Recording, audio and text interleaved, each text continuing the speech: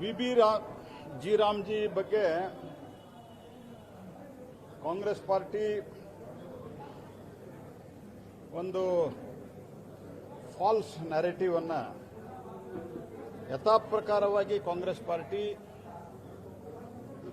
ಏನು ಸುಳ್ಳು ಹರಡುವಂಥ ಸುಳ್ಳು ಕ್ರಿಯೇಟ್ ಮಾಡುವಂಥ ಒಂದು ಫ್ಯಾಕ್ಟರಿ ಇದೆ ಕಾಂಗ್ರೆಸ್ ಪಾರ್ಟಿ ಅಂದ್ರೆ it is A factory of creating lies and spreading it.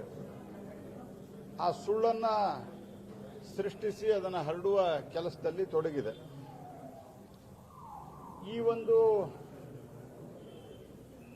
ಮನ್ನರೇಗಾ 20 ವರ್ಷದ ಹಿಂದೆ ಆ ಸಂದರ್ಭದಲ್ಲಿ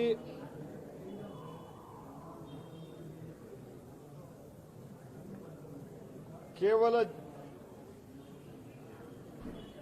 ಕೂಲಿ ಕೆಲಸಕ್ಕೆ ಅನ್ನುವಂಥ ಒಂದು ಕಲ್ಪನೆ ಇಟ್ಟುಕೊಂಡು ಮಾಡಿದ್ದೇವೆ, ಕೆಲಸ ಕೊಡಬೇಕು ಅಂತ. ಈಗ ಎರಡು ಸಂಗತಿಗಳಾಗಿದೆ. ಒಂದು, ಪರಿಸ್ಥಿತಿಯೂ ಬದಲಾಗಿದೆ. ಎರಡನೇದ್ದು, ಜನರಿಗೆ ಅವರ ಕೆಲಸವನ್ನು ಕೊಡುವುದರ ಜೊತೆಗೆ providing dum job, along with providing dum job, ಇವತ್ತು 2047ಕ್ಕೆ ಏನು ವಿಕಸಿತ ಭಾರತ ಇದೆ, ವಿಕಸಿತ ಗ್ರಾಮನೂ ಆಗಬೇಕು. ಆ ಹಿನ್ನೆಲೆಯೊಳಗ ಡ್ಯೂರೇಬಲ್ ಅಸೆಟ್ಗಳ ಕ್ರಿಯೇಟ್ ಆಗಬೇಕು. ಯಾವುದು ಜನರಿಗೆ ಅನುಕೂಲತೆಗಳಿದೆ ಅವುಗಳನ್ನು ಮಾಡಬೇಕು. ಮತ್ತು ಒಂದು ಗ್ರಾಮದ ಒಟ್ಟಾರೆ ಇನ್ಫ್ರಾಸ್ಟ್ರಕ್ಚರ್ ಅದು ವೃದ್ಧಿಯಾಗಿ ಜನರಿಗೆ ಅನುಕೂಲ ಆಗಬೇಕು. ಆ ಕಾರಣದಿಂದ ಇದು ಬದಲಾವಣೆ ಆಗಿದೆ. ಮೊದಲಿಂದ ಏನಿತ್ತು, ಸ್ಥಳೀಯ ಅವಶ್ಯಕತೆ ಇದೆಯೋ ಇಲ್ಲೋ ಒಂದು ಕೆಲಸ ಮಾಡಬೇಕು. UPA ಕಾಲದೊಳಗ ಇದಕ್ಕೆ 1.5 ಲಕ್ಷ ಕೋಟಿ ಖರ್ಚು ಮಾಡಿದ್ರೆ, ಮೋದಿ ಕಾಲದಾಗ 8.5 ಲಕ್ಷ ಕೋಟಿ ಖರ್ಚು ಮಾಡಿದ್ದೀವಿ ನಾವು. ಟೋಟಲಿ ಒಂದು 10 ಲಕ್ಷ ಕೋಟಿ ಖರ್ಚು ಮಾಡಿದ್ದು. ಎಲ್ಲಾದ್ರೂ ಇನ್ಫ್ರಾಸ್ಟ್ರಕ್ಚರ್ ಆಗಬೇಕಲ್ಲ, ಎಲ್ಲರೇ ಕಾಣುವಂತ ಕೆಲಸಗಳು ಸಿಗಬೇಕಲ್ಲ. ಇದರಲ್ಲಿಯೂ ಕೂಡ ದೊಡ್ಡ ಪ್ರಮಾಣದಲ್ಲಿ ಸೋರಿಕೆ ಆಗ್ತಾ ಇತ್ತು. ಇವರು ಕಾಂಟ್ರಾಕ್ಟರ್ಗಳ ಮೂಲಕ ಮಾಡಿಸಿ ಜಾಬ್ ಕಾರ್ಡ್ಗಳನ್ನ ಇಟ್ಟುಕೊಂಡು, ಜಾಬ್ ಕಾರ್ಡ್ಗಳನ್ನ ಬೇರೆ ಯಾವುದೋ ಜಾಬ್ ಕಾರ್ಡ್ ಕ್ರಿಯೇಟ್ ಮಾಡಿ ಡೆಬಿಟ್ ಕಾರ್ಡ್ ಇಟ್ಟುಕೊಂಡು ಡ್ರಾ ಮಾಡ್ತಾ ಇದ್ರು. ಇದು ಸತ್ಯ ಹೌದು ಅಲ್ಲೋ? ಎರಡನೇದ್ದು, CAG ವರದಿ ಪ್ರಕಾರವೇ 2013 ಕಾಂಗ್ರೆಸ್ ಕಾಲದಲ್ಲಿಯೇ 4.5 ಲಕ್ಷಕ್ಕೂ ಹೆಚ್ಚು ನಕಲಿ ಜಾಬ್ ಕಾರ್ಡ್ ಇದೆ ಅಂತ ಹೇಳಿದ್ದರು. ಮತ್ತು ರಾಜೀವ್ ಗಾಂಧಿ ಏನು ಹೇಳಿದ್ದಾರಲ್ಲ, ರಾಜೀವ್ ಗಾಂಧಿಯ ಅಧಿಕೃತ ಸ್ಟೇಟ್ಮೆಂಟ್, ನಾನು ಡೆಲ್ಲಿಯಿಂದ 100 ರೂಪಾಯಿ ಹಾಕಿದರೆ ಅದು ಹಳ್ಳಿಗೆ ಹೋಗುವವರಿಗೆ 15 ರೂಪಾಯಿ ಆಗ್ತದೆ ಅಂತ. ಅದನ್ನ ನಿಲ್ಲಿಸಬೇಕು ಅನ್ನುವಂಥದ್ದಕ್ಕೆ ಕಳೆದ 10 ವರ್ಷದಿಂದ ಹಲವಾರು ಪ್ರಯತ್ನಗಳಾಗಿದ್ದಾವೆ. ಇದು ಆ ಪ್ರಯೋಗದಲ್ಲಿ ಒಂದು. ಕಾಂಗ್ರೆಸ್ ಪಾರ್ಟಿಗೆ ಇದು ಬೇಡವಾಗಿದೆ. ತನ್ನ ಮಧ್ಯವರ್ತಿಗಳೇನಿದ್ದಾರೆ ಆ ಮಧ್ಯವರ್ತಿಗಳಿಗೆ, ವಿಶೇಷವಾಗಿ ಕರ್ನಾಟಕದಲ್ಲಿರುವಂತಹ ಕಾಂಗ್ರೆಸ್ ಸರ್ಕಾರಕ್ಕೆ ತನ್ನ ಮಧ್ಯವರ್ತಿಗಳ ಜೇಬನ್ನು ತುಂಬುವಂತ ಕೆಲಸವನ್ನ ಮಾಡಬೇಕಾಗಿದೆ. ಮತ್ತು ಸುಳ್ಳೇನು ಹೇಳ್ತಾ ಇದ್ದಾರೆ, ಗ್ರಾಮೀಣ ಜನರದ ಉದ್ಯೋಗದ ಹಕ್ಕನ್ನು ಕಸಿದುಕೊಳ್ತಾ ಇದೆ ಅಂತ. 125 ದಿವಸ ಉದ್ಯೋಗದ ಹಕ್ಕು ಇದ್ದೇ ಇದೆ. ನಾನು ಕೇಳುವಂತಹ ಪ್ರಶ್ನೆ, ಇದು ಸೆಂಟ್ರಲ್ದೊಂದು ಸ್ಕೀಮು, ಬೇಕಾದವ್ರು ಮಾಡಬಹುದು, ಬೇಡದವ್ರು ಬಿಡಬಹುದು ಅಂತ ಸ್ಟೇಟ್ಮೆಂಟ್ ಕೊಟ್ಟಿದ್ದಾರೆ ರಾಜ್ಯ ಸರ್ಕಾರ. ನಾನು ಕೇಳೋದು, ಸೆಂಟ್ರಲ್ ಸ್ಕೀಮ್ ಮಾಡಲಿಕ್ಕೆ ಕಾನೂನು ಬೇಕಾಗಿಲ್ಲ. It is a law enacted by the parliament. ಇಷ್ಟು ಬುದ್ಧಿ ಬೇಡವ ಇವರಿಗೆ? ಬಾಯಿಗೆ ಬಂದಂಗೆ ಮಾತಾಡ್ತಾರೆ. ಮತ್ತು ಈಗ 370 ರೂಪಾಯಿ ಆಗಿದೆ. ಕೂಲಿ ಸಹಿತ ನಾವು ಜಾಸ್ತಿ ಮಾಡಿದ್ದೇವೆ. ಮತ್ತು ಹೇಳಲಿಕ್ಕೆ ಡಿಮಾಂಡ್ ಡ್ರಿವನ್ ಇತ್ತು, ಆಕ್ಚುಯಲ್ ಡಿಮಾಂಡ್ ಡ್ರಿವನ್ ಇತ್ತ ಇದು. ಇವರು ಟಾರ್ಗೆಟ್ ಫಿಕ್ಸ್ ಮಾಡ್ತಾ ಇದ್ರು, ಕಾಂಟ್ರಾಕ್ಟರ್ಗೆ ದುಡ್ಡು ಕೊಡ್ತಾ ಇದ್ರು, ಭ್ರಷ್ಟಾಚಾರ ಮಾಡ್ತಾ ಇದ್ರು.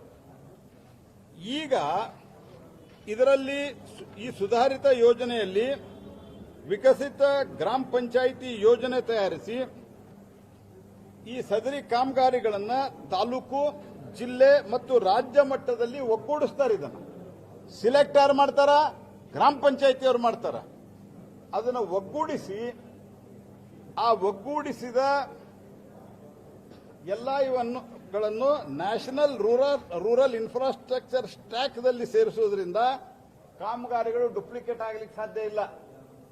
ಅದೇ ಕಾಮಗಾರಿ ನರೇಗಾದಲ್ಲೇ ಆಯ್ತು, ಅದೇ ಕಾಮಗಾರಿ ಇನ್ನೊಂದು ಆಯ್ತು, ಇದೆಲ್ಲ ಆಗಕ್ಕೆ ಸಾಧ್ಯ ಇಲ್ಲ. Congress party doesn't want this. Congress ಪಾರ್ಟಿಗೆ ಬೇಕಾಗಿರೋದು ಏನಂದ್ರೆ ಇದು ಹಿಂಗೆ ನಡೀತಾ ಇರಬೇಕು.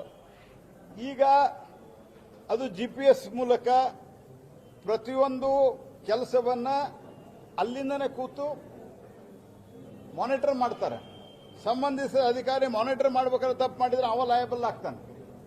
ಹಾಗಾಗಿ ಈಗ according to the SBI recent ವರದಿಯ ಪ್ರಕಾರವಾಗಿ ಆನ್ ಅಂಡ್ ಎವರೇಜ್ ರಾಜ್ಯಗಳಿಗೆ ಈಗಿರೋದಕ್ಕಿಂತ ಭಾರತ ಸರ್ಕಾರದಿಂದ 17,000 ಕೋಟಿ ರೂಪಾಯಿ, SBIದು ವರದಿ, ಇದು ಇಂಡಿಪೆಂಡೆಂಟ್ ವರದಿ, SBI ವರದಿ ಪ್ರಕಾರ ಎಲ್ಲಾ ರಾಜ್ಯಗಳಿಗೆ ಹಿಂದಿದ್ದದಕ್ಕಿಂತ 17,000 ಕೋಟಿ ರೂಪಾಯಿ ನಾವು ಜಾಸ್ತಿ ಕೊಡ್ತಾ ಇದ್ದೀವಿ. 17,000 crores. ಮತ್ತು ಇನ್ನೊಂದು 2025 ಒಂದು ಉದಾಹರಣೆ ಹೇಳ್ತೇನೆ. 85,000 ಕೋಟಿ ರೂಪಾಯಿ, 85,334 ಕೋಟಿ ರೂಪಾಯಿ ವೆಚ್ಚ ಮಾಡಿವಿ ನಾವು. ಇವರ ವೇಜಸ್ ಪ್ರಕಾರ 5.78 ಕೋಟಿ ಮನೆಗಳ ಅರ್ಹ ವ್ಯಕ್ತಿಗಳಿಗೆ ಉದ್ಯೋಗ ಕೊಟ್ಟರು. ಆದರೆ 85,000 ಕೋಟಿ ರೂಪಾಯಿದಲ್ಲಿ 6,70,00,000 ಜನರಿಗೆ ಉದ್ಯೋಗ ಕೊಡಬೇಕಾಗಿ ಕೊಟ್ಟಿಲ್ಲ. ಇದನ್ನ ಅಂದ್ರೆ ಇದು ಮ್ಯಾಲಿನ ದುಡ್ಡಲ್ಲಿ ಹೊತ್ತು ಭ್ರಷ್ಟಾಚಾರ ಆಗ್ತಾ ಇತ್ತು ಅಂತೆಲ್ಲ ಅರ್ಥ. ಇದು ಮೊದಲು ಸೋಷಿಯಲ್ ಆಡಿಂಗ್ ಕಾಟಾಚಾರಕ್ಕೆ ನಡೀತಾ ಇತ್ತು. ಈಗ ಸೋಷಿಯಲ್ ಆಡಿಂಗ್ ಕಂಪಲ್ಸರಿ ಆಡಿಟಿಂಗ್ ಮತ್ತು ಇದನ್ನ ಡಿಜಿಟಲ್ ಎವಿಡೆನ್ಸ್ ಆಗಿ ಪರಿಗಣಿಸುವಂತಹ ತೀರ್ಮಾನವನ್ನು ಮಾಡಿದ್ವಿ. ಅಂದ್ರೆ ಭ್ರಷ್ಟಾಚಾರ ತಡಿಲಿಕ್ಕೆ ಭ್ರಷ್ಟಾಚಾರದ ಮೂಲ ಪುರುಷವಾಗಿರುವಂತಹ ಕಾಂಗ್ರೆಸ್ ಪಾರ್ಟಿ ವಿರೋಧವನ್ನ ಮಾಡ್ತಾ ಇದೆ. ಮತ್ತು ಗ್ರಿವೆನ್ಸಿ ಸಿಸ್ಟಮ್ ಕೇಂದ್ರ ಮತ್ತು ರಾಜ್ಯ ಮಟ್ಟದಲ್ಲಿ ಈ ಯೋಜನೆಗೆ ಸಂಬಂಧಿಸಿದಂತೆ ಕೌನ್ಸಿಲ್ಗಳು, ಸ್ಟೀರಿಂಗ್ ಕಮಿಟಿಗಳು ಕಾರ್ಯನಿರ್ವಹಿಸ್ತವೆ. ಮತ್ತು ಇದರ ಜೊತೆಗೆ ಎಲ್ಲದಕ್ಕಿಂತ ಇಂಪಾರ್ಟೆಂಟ್ ಸ್ಥಳೀಯವಾಗಿ ನಿರ್ಣಯ ಮಾಡುವಂತಹ ಹಕ್ಕನ್ನ ಮೊಟಕುಗೊಳಿಸಲಾಗಿದೆ ಅಂತ ಹೇಳಿದ್ದಾರೆ. ಸ್ಥಳೀಯವಾಗಿನ ಗ್ರಾಮ ಪಂಚಾಯಿತಿಗಳನ್ನ ಆ ಗ್ರಾಮಗಳಲ್ಲಿ ಏನು ಯೋಜನೆಗಳಾಗಬೇಕು ಅನ್ನುವಂತಹ ತೀರ್ಮಾನವನ್ನು ಆ ಗ್ರಾಮ ಪಂಚಾಯಿತಿಗಳೇ ಮಾಡ್ತವೆ. ಹಾಗಾಗಿ ಇವತ್ತು ದೇಶದಲ್ಲಿ ಸುಮಾರು IMF, ನೀತಿ ಆಯೋಗ ಇದರ ಎಲ್ಲ ವರದಿಯ ಪ್ರಕಾರವಾಗಿ ಮಲ್ಟಿ ಡೈಮೆನ್ಷನಲ್ ಪಾವರ್ಟಿಯಿಂದ 25 ಕೋಟಿ ಜನಕ್ಕಿಂತ ಹೆಚ್ಚು ಜನ ಹೊರಗಡೆ ಬಂದಿದ್ದಾರೆ. ಈ ಹಿನ್ನೆಲೆಯೊಳಗ ಇವತ್ತು ನಾವು ಗ್ರಾಮಗಳಲ್ಲಿ ಇನ್ಫ್ರಾಸ್ಟ್ರಕ್ಚರ್ ಜಾಸ್ತಿ ಮಾಡಬೇಕು. ಪ್ರತಿಯೊಂದು ದುಡ್ಡು ಡ್ಯೂರೇಬಲ್ ಅಸೆಟ್ದಲ್ಲಿ ಉಪಯೋಗ ಆಗಬೇಕು. ಆ ಕಾರಣಕ್ಕಾಗಿ ಮಾಡಿರುವಂತಹದ್ದು. ಮತ್ತು ಯಾವುದೇ ಕಾರಣಕ್ಕೆ ಈ ಗ್ಯಾರಂಟಿ ಯೋಜನೆ ಏನಿದೆ, ವಿಕಸಿತ್ ಭಾರತ್ ಗ್ಯಾರಂಟಿ ಯೋಜನೆ ಇದೆ, ಗ್ಯಾರಂಟಿ ಯೋಜನೆ ಎಂಪ್ಲಾಯ್ಮೆಂಟ್ ಗ್ಯಾರಂಟಿ ಯೋಜನೆ, ಇದರಲ್ಲಿ ಇದು ಕಾಂಗ್ರೆಸ್ ಪಾರ್ಟಿಯವರು ಹೇಳ್ತಾ ಇರುವಂತಹ ಸುಳ್ಳು ಸುದ್ದಿಯನ್ನು ನಂಬಬಾರದು. ಇದು ಕಂಟಿನ್ಯೂ ಆಗುತ್ತೆ, ಎಲ್ಲರಿಗೂ ಕೆಲಸ ಸಿಗ್ತದೆ. 125 ದಿವಸ ನಾವು ಮ್ಯಾಕ್ಸಿಮಮ್ ಪ್ರಾವಿಷನ್ ಮಾಡಿಟ್ಟಿದ್ದೀವಿ. ಯಾವ ಕಾಲದಲ್ಲಿಯೂ ಕಾಂಗ್ರೆಸ್ ಪಾರ್ಟಿಯ ಕಾಲದಲ್ಲಿ ಈ ರೀತಿಯ ಮಾಡಿದ್ರಿಂದ 40-50 ದಿವಸ ದಾಟಿಲ್ಲ ಅದು.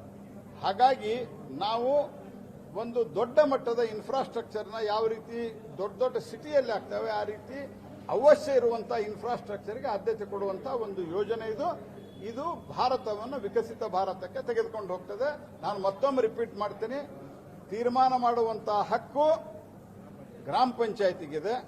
ಅದರ ಜೊತೆಯಲ್ಲಿ 125 ದಿವಸ ಕೊಡಲೇಬೇಕು. 125 ದಿವಸ ಕೊಡಲಿಲ್ಲ ಅಂತಂದ್ರೆ ಅವಾಗ ಅವರಿಗೆ ನಿರುದ್ಯೋಗ ಭತ್ಯೆಯನ್ನು ಕೊಡಬೇಕಾದಂತಹ ಕೆಲಸವನ್ನು ಈ ಕಾನೂನಿನಲ್ಲಿ ಅಳವಡಿಸಿಕೊಂಡಿರುವಂತಹ ಪ್ರಥಮ ಕಾನೂನು ಇದು. ಈ ದೇಶದಲ್ಲಿ ಬಂದಿರುವಂತಹದ್ದು ಐತಿಹಾಸಿಕ ಕಾನೂನು.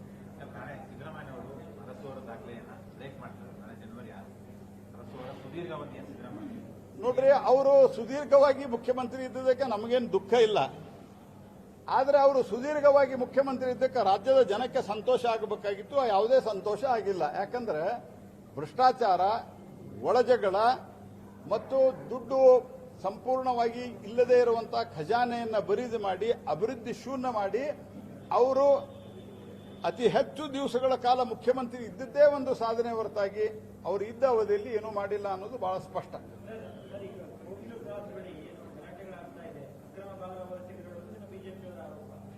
ಈಗ ಸರ್ಕಾರದವರು ಹೇಳ್ತಾ ಇದ್ದಾರೆ ಕೇಂದ್ರದಲ್ಲಿ ಯಾವ ಸರ್ಕಾರ ಇದೆ, ಇವರು ಅಮಿತ್ ಶಾ ಏನ್ ಮಾಡ್ತಾ ಇದ್ದಾರೆ ಇತ್ಯಾದಿ ಪ್ರಶ್ನೆ ಇದೆ. ಈಗಷ್ಟೇ ಕೃಷ್ಣ ಬೈರೇಗೌಡರು ಕೇಳಿದ್ದಾರೆ. ನೋಡ್ರಿ, ಕಾಂಗ್ರೆಸ್ ಪಾರ್ಟಿಗೆ ಮೊದಲೇದಾಗಿ ಈ ಎಲ್ಲ ಅಕ್ರಮ ವಲಸಿಗರು ಬಂದಿದ್ದು ಮೊದಲೇದಾಗಿ ಕಾಂಗ್ರೆಸ್ ಕಾಲದಲ್ಲಿ ಅವ್ರನ್ನ ಹಿಡಿದು ಹೊರಗೆ ಹಾಕುವಂತ ಕೆಲಸ ನಾವು ಮಾಡ್ತಾ ಇದ್ದೇವೆ. SIR ಯಾಕೆ ವಿರೋಧ ಮಾಡ್ತಾ ಇದ್ದಾರೆ? SIR ದವರು ಯಾರು ಈ ದೇಶದವರಲ್ಲ, ನುಸುಳುಕೋರು ಸಿಗ್ತಾರಂತ ವಿರೋಧ ಮಾಡ್ತಾ ಇದ್ದಾರೆ ಕಾಂಗ್ರೆಸ್ ಪಾರ್ಟಿಯವರು. ಎರಡನೇದಾಗಿ ಇವತ್ತು ತ್ರಿಪುರಾದ ಮೂಲಕ on record, I am telling it on record, ಇದನ್ನ ಅಮಿತ್ ಶಾ ಅವರು ಲೋಕಸಭೆಯೊಳಗೂ ಹೇಳಿದ್ದಾರೆ. ತ್ರಿಪುರಾದಲ್ಲಿ ಇವತ್ತು ನುಸುಳುಕೋರರು ಬರೋದು ನಿಂತು ಹೋಗಿದೆ, ನುಸುಳುಕೋರರು ಬರೋದು ಬಂದಾಗಿದೆ. ಗುಜರಾತ್ನಲ್ಲಿ ಬಂದಾಗಿದೆ, ಅಸ್ಸಾಂದಲ್ಲಿ ಬಂದಾಗಿದೆ, ಬಂಗಾಲದಲ್ಲಿ ಮತ್ತು ಬಂಗಾಲ ಮತ್ತು ಇನ್ನೊಂದು ರಾಜ್ಯದಲ್ಲಿ ನಡೀತಾ ಇದೆ. ಯಾಕೆ ನಡೀತಾ ಇದೆ? ಬಾರ್ಡರ್ ರಾಜ್ಯದಲ್ಲಿ ಇವರಿಗೆ ಅವರು ಮೊದಲೇದಾಗಿ terrain is a difficult terrain. ನುಸುಳುಕೋರರ ತಡಿಲಿಕ್ಕೆ ಎರಡು ರೀತಿಯ ಕ್ರಮಗಳು ಬೇಕಾಗ್ತದೆ. ಒಂದು ಬಾರ್ಡರ್ದು, ಎರಡನೇದು ಟೆರೇನ್ ಡಿಫಿಕಲ್ಟ್ ಇರೋದ್ರಿಂದ ಅವರು ನುಸುಳಿಕೊಂಡು ನದಿ ನಾಲೆಗಳಲ್ಲಿ ಹಾರಿ ಒಳಗಡೆ ಬಂದ್ರೆ ಅವರಿಗೆ ಫಸ್ಟ್ ಗೊತ್ತಾಗೋದು ಅಲ್ಲಿಯ ಪೊಲೀಸ್ ಠಾಣೆಗೆ ಮತ್ತು ಅಲ್ಲಿನ ತಲಾಠಿಗೆ. ನಮ್ಮಲ್ಲಿ ತಲಾಠಿ ಅಂತ ಹೇಳ್ತಾರೆ, ಇಲ್ಲೇನು ಹೇಳ್ತಾರಪ್ಪ ಬೆಂಗಳೂರು ಕಡೆ? ತಲಾಠಿ ಇರ್ತಾನಲ್ಲ ಹಳ್ಳಿಯಲ್ಲಿ, ಪಟವಾರಿ ಅಂತ ಇಂಗ್ಲಿಷ್ ಹಿಂದಿಯಲ್ಲಿ ಹೇಳ್ತಾರೆ, ವಿಲೇಜ್ ಅಕೌಂಟೆಂಟ್, ಗ್ರಾಮ ಲೆಕ್ಕಿಗೆ ಗೊತ್ತಾಗ್ತದೆ. ಇಲ್ಲ ಅಂತಂದ್ರೆ ಪೊಲೀಸ್ ಠಾಣೆಗೆ ಗೊತ್ತಾಗ್ತದೆ. ಬೇಸಿಕ್ ಆಗಿ ಆರೋಪ ಮಾಡೋದಲ್ಲ. ಇವತ್ತು ತ್ರಿಪುರಾದಲ್ಲಿ ಇಲ್ಲ, ಗುಜರಾತ್ದಲ್ಲಿ ಇಲ್ಲ, ಅಸ್ಸಾಂದಲ್ಲಿ ಇಲ್ಲ, ಬಂಗಾಳದಲ್ಲಿ ಯಾಕಿದೆ? ಪಶ್ಚಿಮ ಬಂಗಾಳದಲ್ಲಿ ಯಾಕಿದೆ? ಬಿಕಾಸ್ ಅವರೇ ಅವರಿಗೆ ಕೊಟ್ಟು ಕಳಿಸ್ತಾರೆ ಬಾಂಗ್ಲಾದೇಶದವ್ರಿಗೆ. ಅವರು ಒಂದ್ಸರ್ತಿ ಅಲ್ಲಿ ಬಂದು ಆಧಾರ್ ಕಾರ್ಡ್ ತಗೊಂಡ ನಂತರ ಇಡೀ ದೇಶದಲ್ಲಿ ಸ್ಪ್ರೆಡ್ ಆಗ್ತಾ ಇರೋದು ಇವ್ರ ಕಾರಣದಿಂದ. ನಾವು ಒಂದೇದ್ದು ಈಗಾಗಲೇ ಅದರ ಬಗ್ಗೆ ಏನ್ ಕ್ರಮ ಬೇರೆ ಬೇರೆ ಗಡಿ ಪ್ರದೇಶದಲ್ಲಿ ಕೈಗೊಂಡಿದ್ದೀವಿ. ಆದ್ರೆ ಕಾಂಗ್ರೆಸ್ ಮಾಡಿದ ಪಾಪದ ಫಲ ಅವರು ಬಂದಿದ್ದಾರೆ. ಅವ್ರನ್ನ ಮೊದಲ ನೀವು ಅವರಿಗೆ ತುಷ್ಟೀಕರಣ, ನಿಮ್ಮ ವೋಟ್ ಬ್ಯಾಂಕ್ ಮಾಡಿ ದೇಶದ ಸುರಕ್ಷತೆಗೆ ಒಂದು ಧಕ್ಕೆಯನ್ನು ತರುವಂತಹ ಕೆಲಸವನ್ನ ಕಾಂಗ್ರೆಸ್ ಪಾರ್ಟಿ ಮಾಡಬಾರದು. ಹೆಚ್ಚಿನ ವಿಡಿಯೋಗಳಿಗೆ ಪ್ರತಿಧ್ವನಿ ಯೂಟ್ಯೂಬ್ ಚಾನೆಲ್ ಸಬ್ಸ್ಕ್ರೈಬ್ ಮಾಡಿ, ಬೆಲ್ ಐಕಾನ್ ಕ್ಲಿಕ್ ಮಾಡಿ.